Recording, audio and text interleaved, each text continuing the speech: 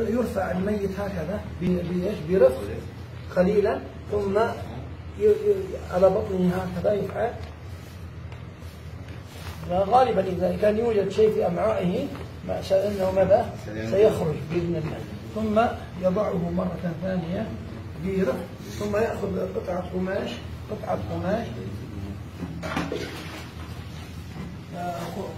هو سيدخل يده، ثم يفتح، يحاول فتح رجليه قليلا، ثم الماء سيكون من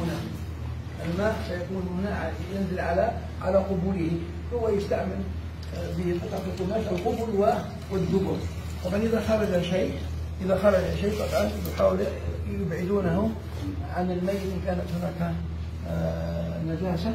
ثم يبدأ بعد ذلك نتكلم مثلها من غسل، يبدأ بغسل توضيئه. نعم، توضيئه. فيبدأ بهذا باليد الأولى اليمنى، ثم بعد ذلك اليسرى، ثم بعد ذلك هنا. واضح؟ نعم تمام. ثم بعد ما ينتهي يغسل رأسه،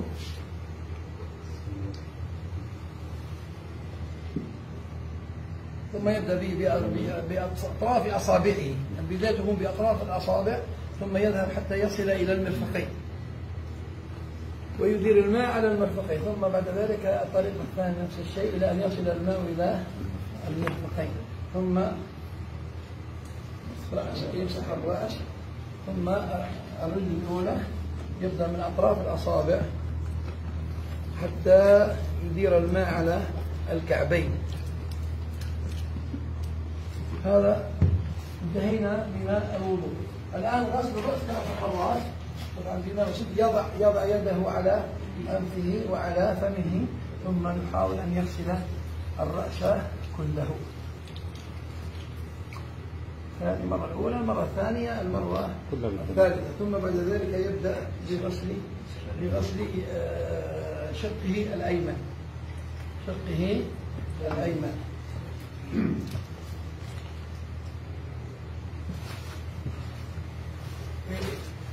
يدخل الماء، ثم بعد ذلك يكمل الرجل، ثم الفخذ لا يذل، يأخذه الفخذ، وهذه هذا بصب الماء عليها، بصب الماء عليها. إذا كانت زوجة تفعل تمر يدها. ثم بعد ذلك يبدأ الغسل على الشق الأيمن هكذا، ثم يدخل الماء، ثم بعد ذلك يدخل الماء هكذا، ثم يكمل. يكون هذا انتهى الشق الأيمن.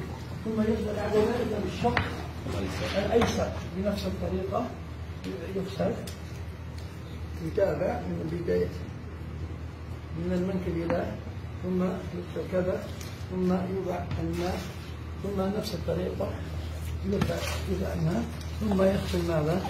رجله اليسرى، ثم يقلبه برفق، طبعا. هذه أسهل طريقة، هكذا من أجله، ويحاول قدر الاستطاعة.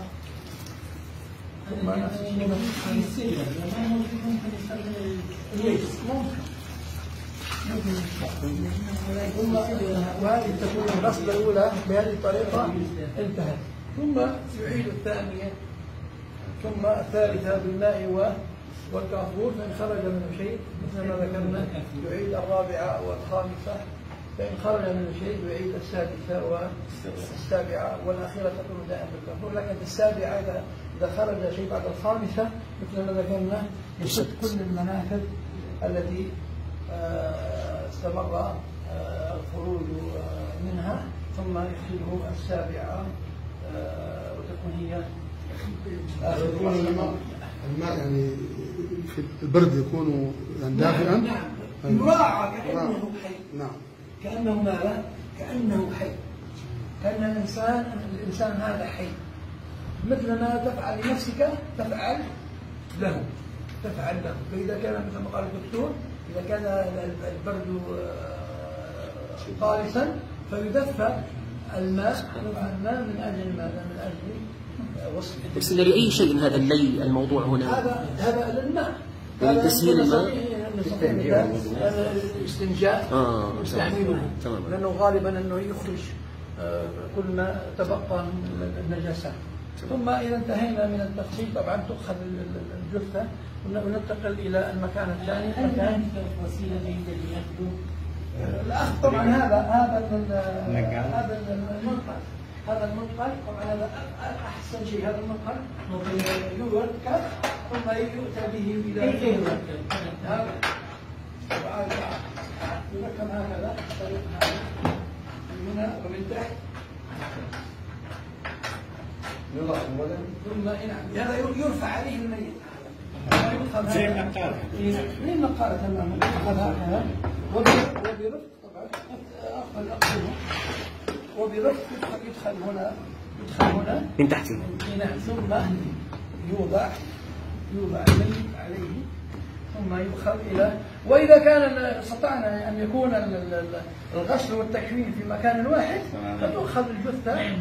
ثم ركزنا في مكان واحد. نعم إذا كان في مكان واحد، إذا هنا ليس في مكان واحد فتؤخذ في بعض الأحيان يؤتى إلى هنا السرير إلى هنا. السرير إلى هنا من أجل ماذا؟ تكفين. فينزل مباشرة يستطيع وهذا الأفضل لأن هذا يجعله متماسك. متماسك الجثة تكون متماسكة، نقلها يكون متيسر وسهل. إذا ما استعملنا هذا فلا نهم بأن تؤخذ الجثة يأخذها مثال أحد من الأمام وأحد من الوراء وأحد من الوسط ثم تنقل برفق على المكان من أجل تمثل التكسير. طبعا دائما استخدام القطن فقط في حالة خروج، لكن إذا ما يخرج ما في نهاية. لكن بعضهم يضع القطن من باب الاحتياط.